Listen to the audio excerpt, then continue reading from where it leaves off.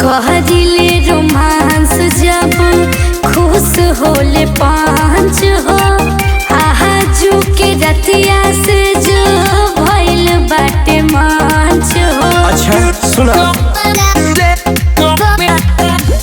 कितना तोहर बड़ाई लागे लुसुगी रसमलाई लइका बुढ़ावा भइले दीवाना आज लुटा दी है अपन कमाई देहिया पे नमरी हमरा लोग सादा झाड़ेला का करी पतरी कमरिया खतरनाक तोहर लागेला पतरी कमरिया खतरनाक तोहर लागेला।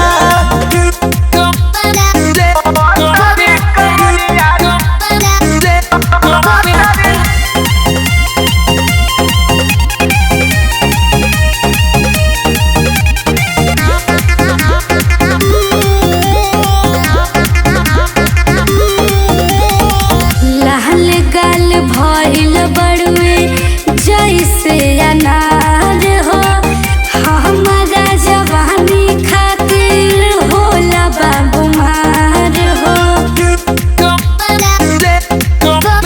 लागत ऐसन बारू बुखाइल एही से बॉबी बारू सुखाइल लागेला उठवा तोहर गाड़ी ले ली है चुमा बुता के मार करी मंसूरी दीवाना रिकेश ढोढ़ी निहारला और तहयो सुन पतरी कमरिया खतरनाक तोहर लागेला पतरी कमरिया खतरनाक तोहर लागेला।